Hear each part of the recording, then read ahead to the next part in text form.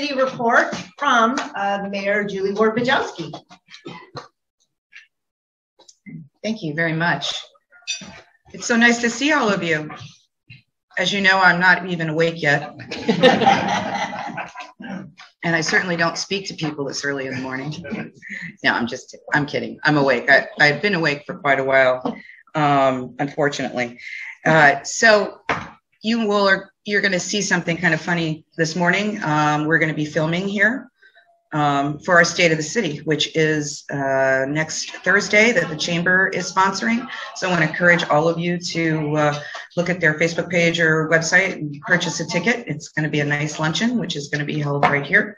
And we'd love to have you all come out and see that. But Jennifer and I will be filming on a golf cart, and you might even see us drive right in here. So if you want to stick around, it might be a fun little thing to watch. So next Monday, the commission and the department heads are going to be meeting for a strategic planning session. That's kind of where we give our initial laundry list of things we want to focus on in our next budget. So we'll all be talking about all that all day long. How exciting. You're more than welcome to participate. It's exciting for us. It's not exciting to listen to, but it's a great opportunity for all of us to sort of put all our stuff on the table in an open environment. So that's going to be fun and good and help us create a really strong budget. Honeymoon Island, you probably know that there's some construction going on out there. It probably drives you a little crazy because the traffic is backed up. But the whole purpose of the construction is to try to ease some of that traffic. They're adding some additional toll booths to get in. Construction, they're saying, could last as long as July. I think it'll probably be done before then. And if you're asking why did they choose this time, it really was just a matter of when they could get the contractors to do it. So as you know, those kinds of things have been difficult, supply chains and those kinds of things. So just please bear with them.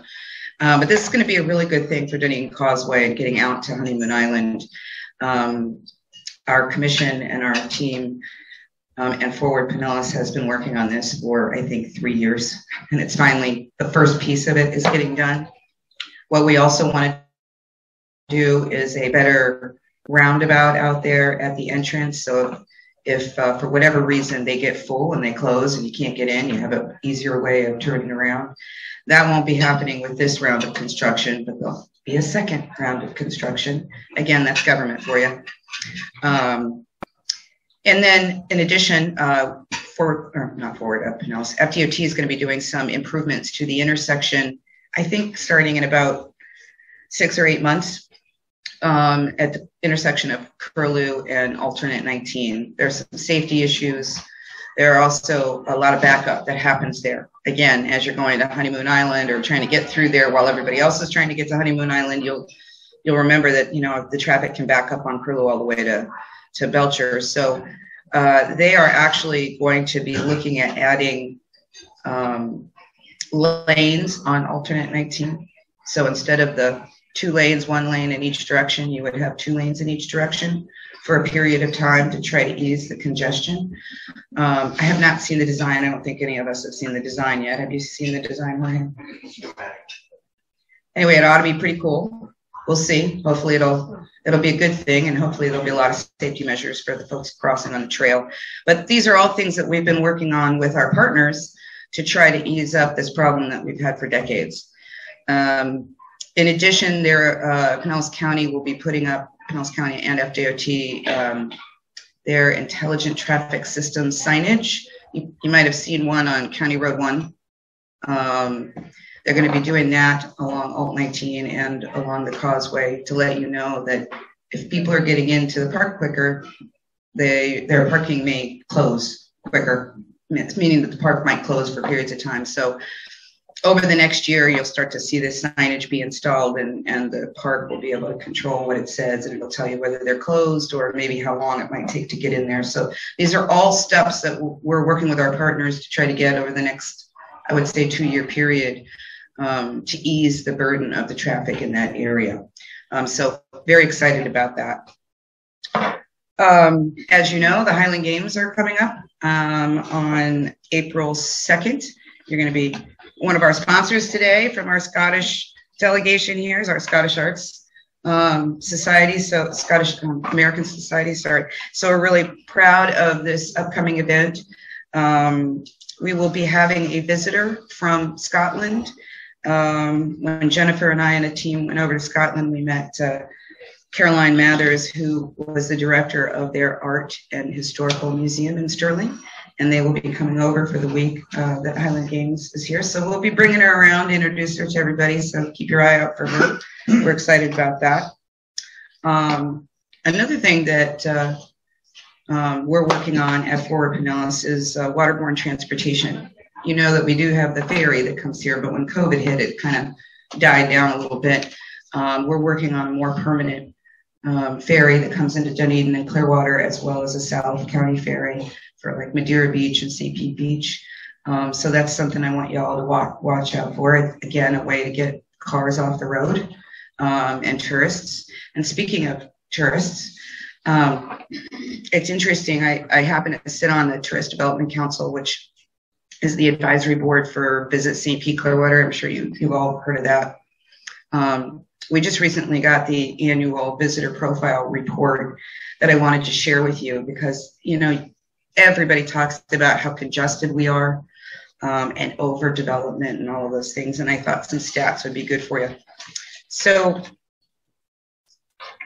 annually in 2021, and remember, we still had COVID at the beginning, you know, we still had some restrictions at the beginning of 2021. We are at 15 million visitors to Pinellas County, 15 million. And something you should know about that is 94% of the people that come here either come by car or rent a car. So we have just under 1 million people that live in Pinellas County. So think about where that congestion is coming from. And I think that stat is really important. We have, you know, roughly I'll just round it up, 38,000 people in Dunedin. And if you do the math on how many people visit Dunedin, it's roughly 300,000 every year. So, and if 94% of them have vehicles, no wonder we're congested. So I think transportation issues are really the most important thing we can do. Road work, and I'll say public transit, but I think it's the kind of transit that tourists want to get on. You know, the Jolly Trolley, the water ferry, some kind of express service from the airport so we can get these people out of their cars. So that's kind of what we're all focusing on. And then one more quick thing, I know I'm taking longer than my 5 minutes. You know, we've been talking about the ARPA money, and one of the things that the ARPA money is going to accomplish is fiber optic cable in our city and to connect a lot of our city buildings. But the really exciting thing is that we're going to be putting free Wi-Fi in the downtown and the marina. And so when those visitors come, or when you're down there, or whoever is down there, you have free access to Wi-Fi. But what that also does to us is open up a lot of technology for us to become a smart city. There are things like parking sensors where you can tell how much parking you have available at any time. There are things like benches that you can charge your phone on when you're walking around. There's all kinds of this smart city furniture and things that we can do really cool things with, but we can't do it until we get Wi-Fi into the downtown. So be on the lookout for some really cool things in the future. Thank you, everybody. Have a good weekend.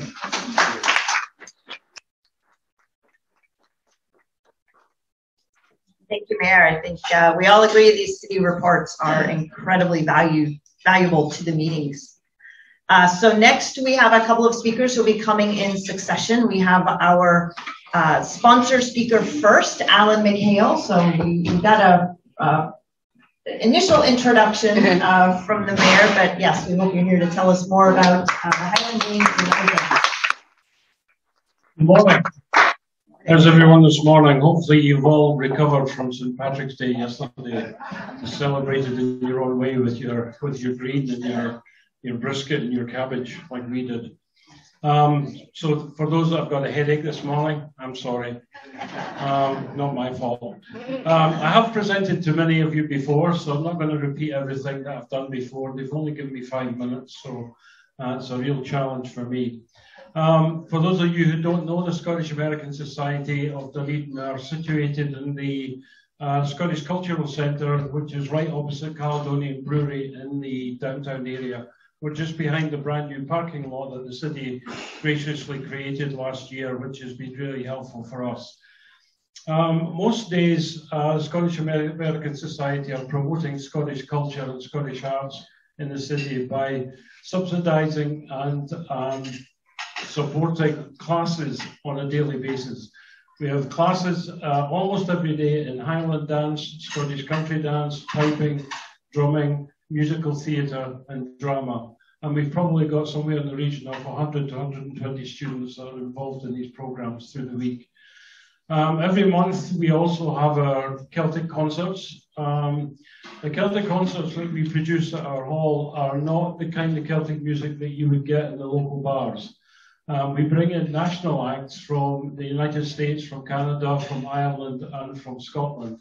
And these are the acts, these are the performers that actually are headliners in most of the festivals across the country. So it's not your local guys that come in, and that's why we charge money for the tickets, but it's the very best in Celtic music, both traditional and contemporary. The other thing that we've got going on now, which is really helpful and produced some surprises, is that we have this heritage workshop on a Sunday night. The heritage workshop is where if you have any suspicion that you might have some Celtic roots, whether it be Scottish or Irish, come along and our expert Paula Smith can guide you through many of the programs that can actually help you identify where you came from, what your heritage is. As I said, there's been some surprises. I've taken a bit of stick over the last few months because having sent in my DNA, it came back that I was 72% Irish instead of 72% Scottish. I'm only 28% Scottish. I have no idea how that happened. That's what I'm trying to find out. But the funny thing was, as that result came in, and Joan, my wife, was laughing at it, she said, I'm going to do the same thing. And all I need is 29% Scottish to be more than you. Hers came in at 72% Scottish, and she was born in Cleveland. So how did that happen? Yeah, it's been very interesting. So some of the things, because I've only got a couple of minutes, some of the things that we've got coming up very soon are we have a tartan sale on March the 27th. So we've got a bunch of tartan materials and tartan clothing that have been handed into us. All the best of it is going to be sold off, but if anyone else have any tartan materials or tartan items or Scottish items, Celtic items, I've got about 10 Scottish kilts I'm going to try and get rid of now because I need the Irish ones. Yeah, we're having that on the 27th. And then on the 8th of April, the week of the 6th of April is Tartan Week, and I'll come back to that in a second. But on the Friday night, we have a showcase of all the talent that are being produced within our organisation. So the kids will be doing some Highland dance. Some of the more senior dancers will perform. We'll have pipers, we'll have singers, we'll have drama, we'll have musical theatre, and they're all going to put a show together. It'll be like a variety show. So come along to that, and you can also get some food. We'll have Scottish pies and chips that night as well.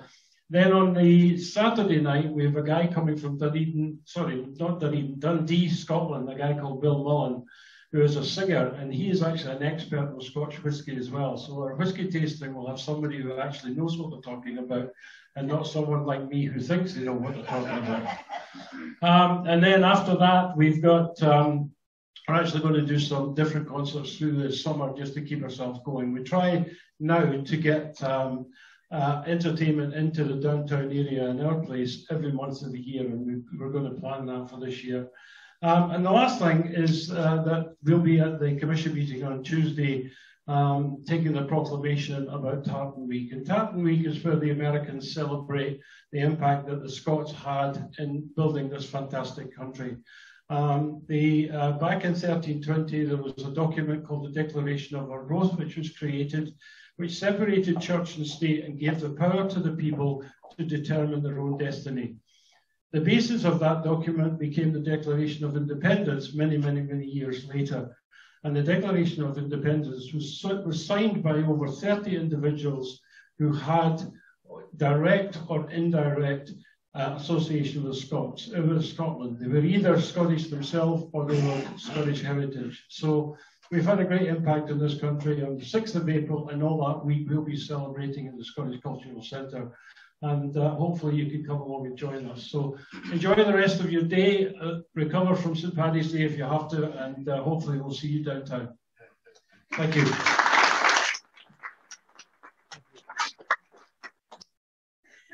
Wonderful. And next we have our spotlight organization, Salty Soul Foundation. And this is an opportunity just to highlight one of our members, and Salty Soul is actually a fairly new member. So we appreciate John Helms coming to tell us a little bit about what Salty Soul does.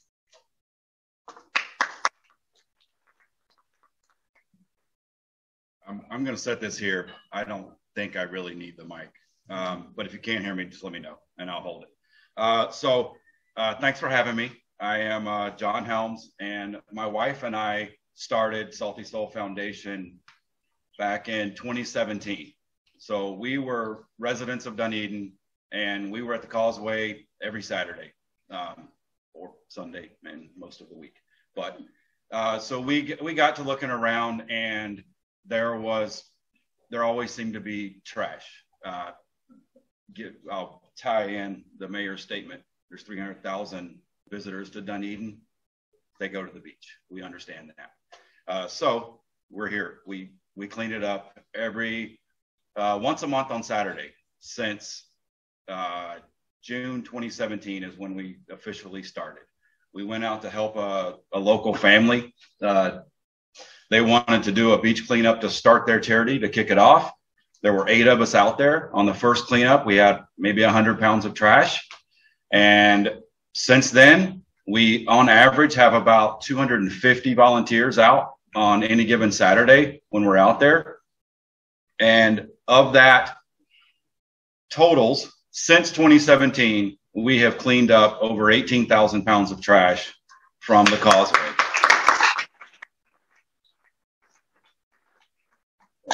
Not alone, almost 4,000 volunteers over that time frame, which equates to about 12,000 volunteer hours.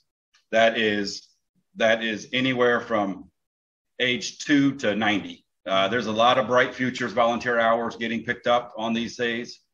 I was talking to Jeff earlier. We had a cleanup this past Saturday. If anybody was in town, you know that was not the perfect day for a cleanup. We sat in the car. We were actually collecting supplies for Ukrainian families. So we sat in the car in the rain for 2.5 hours collecting supplies. So we're here to serve the community as a whole. We not only clean Dunedin Causeway, we have spun up one chapter in Los Angeles, and we are spinning up a second chapter in the Mississippi Delta, which doesn't sound normal for anything with salty in it, but we are, that's actually where we're from. So we are cleaning the waterways of the Mississippi Delta. So from the Mississippi River, it all empties into the Gulf. It all impacts the same waterways at the end. So we are expanding in that way, but we will always have at least monthly cleanups here. Second Saturday of every month.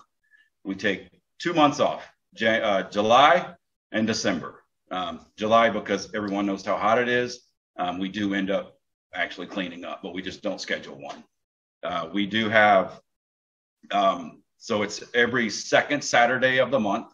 We are at the Causeway from 9 to 12 in the cooler months, and then 8 to 11 in the hotter months. So the 8 to 11 is typically June, August, September, October. And that's where we're going to get early, mainly because if we have 250 volunteers, we would like for them to park somewhere near us.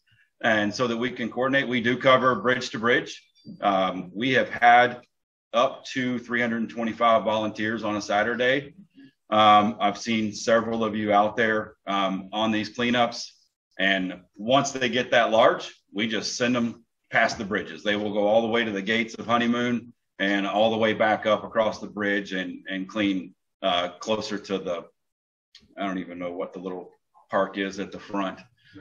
It's going away. The Rotary Park. That's the one. Yes.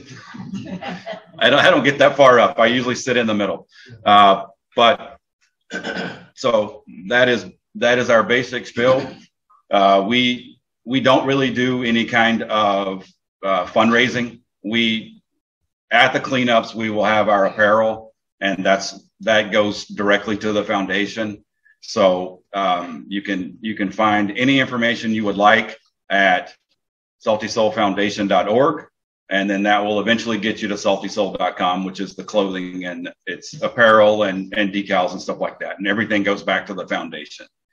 So that is how we get any of our funding. So you'll see us pull up. I'm pretty sure you saw the white Jeep out front. We're all over. Those supplies and trailer and all that stuff is what we do with the money that comes in. So no one has to bring anything but water and sunscreen. And that is all that I have. Thank you. All right.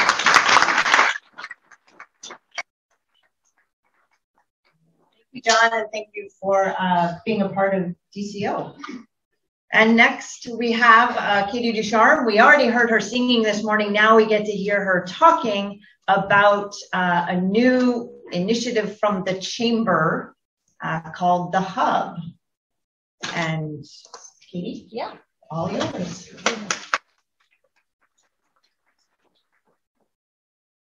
All right, thank you so much for having me this morning. I'm here to represent our Chamber of Commerce and the Dunedin Chamber of Commerce, just to start and give you a little bit of background about it. It's a nonprofit business advocacy organization, and our mission of promoting and supporting businesses in the greater Dunedin area. In 1913, our Chamber of Commerce building on the corner of Main Street and Broadway opened its doors, and 13 short years later, in 1926, the Dunedin Chamber of Commerce was born. So we've been around since 1926. Today, we have more than 500 local members, businesses, individuals, and nonprofits. So we just launched the Hub above the Chamber, and it's a one-stop shop for small businesses to be able to come in and get business advice about how to open a business. We have Kurt Forrester from Pinellas County Small Business Foundation comes in weekly, once a month. The first Wednesday of every month, and he can train and give advice for new small businesses. Also, I had a call the other day. A gentleman was walking around Dunedin, and he was wondering if we had any office space available for him and his wife to do some work while they were in town. I sent them straight up to the Hub. They paid the $25 daily fee, and they got free coffee, Wi-Fi, printing. They were able to sit at a desk and work. It's been pretty busy up there. We had a great turnout for the small business advisory, where we had some speakers from different businesses to help the public learn more about how to start a small business. Most people have no idea. So we want to be that resource for Dunedin and for the community. And so I think it's a really great place that the Chamber is now started. And we've had a great support from the city. And if you'd like to learn more about it, you can go to DunedinFL.com. And that's all I have to say. Yeah. Do you have any questions about it? We have 2 private offices up there, but most of it is for people to come in and rent daily, weekly, monthly, and we have all the resources for everyone. So any questions?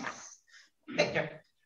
Good morning, Kate. Yes, good morning. Can you give us an idea what the cost of a daily rate, and then if you want to become more permanent or have more regular access? Sure. Yeah. So the daily rate it's $25 a day if you wanted to get that's for the Chamber members, and then $35 a day for non-Chamber members.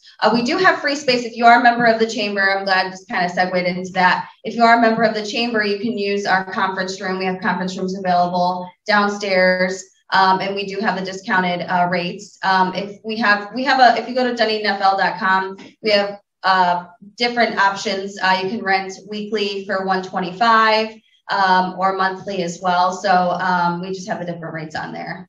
Yeah, you can check that out. So how did there's a question in the back.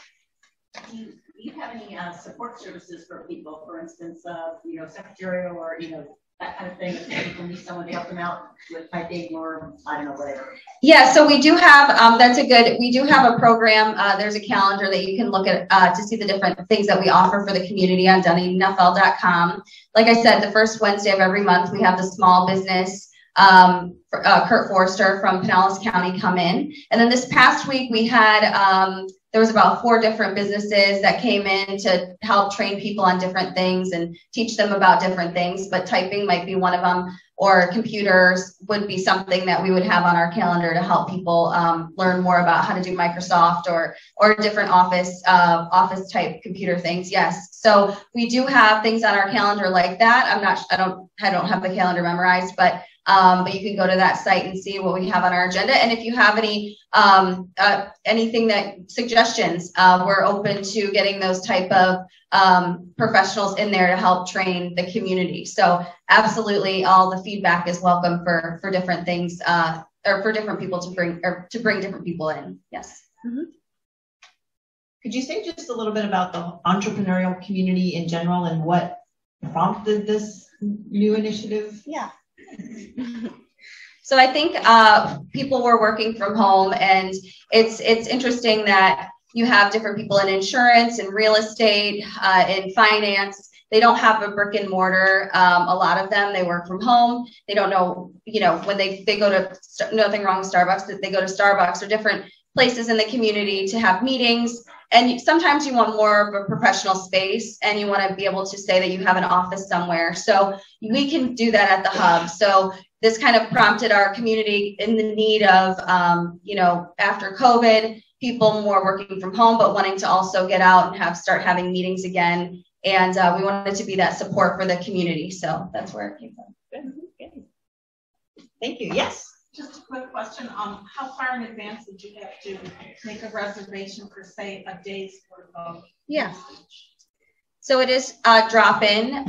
So you can come. It's usually not too filled. Right now we have quite a bit of desk space. I think we have at least Victor, you might want to help me on this. 12 seats, 12 spaces. So there's probably been about 5 to 6 daily. So there are some desk spaces open usually. So you can just drop in any day. You pay right there. There's a concierge waiting for you to sign you in and get you all set up. You get Wi-Fi, printing. Like I said, we have coffee, different snacks, and then we have mailboxes. So if you did join to do the weekly or the monthly, you could get your mail sent there too, and we'll collect it for you. What are the concierge hours? So we're open from 8 a.m. until 6 p.m. daily. Mm-hmm. Any other questions? Oh, one in the back. I'm sorry, I just have one more. So, if I don't have a computer and I wanted to come in and type a letter and get it printed up, do you have a computer available for people to come in and use? And it would then send something to a printer? We don't have a computer yet, but if we get the ARPA funds, just throwing that out there. That's a great, something that the ARPA funds would be used for. So that's a great idea. I think that would be a great benefit to the community as well. You can print, and you can make copies and things like that right now, but you do have to have your own computer. So obviously, so that's a great idea. Yeah, that's a great idea. So we will definitely keep that in mind and work on that. I love the feedback. Thank you.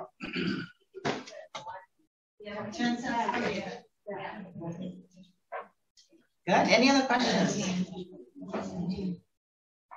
Thank you, Katie. That was wonderful. Thank you. And I think that's one of the fantastic things about Dunedin, right? Is that it's the creative spirit in general, but we forget that entrepreneurship is just another form of creation. It's an art. So happy to have this resource.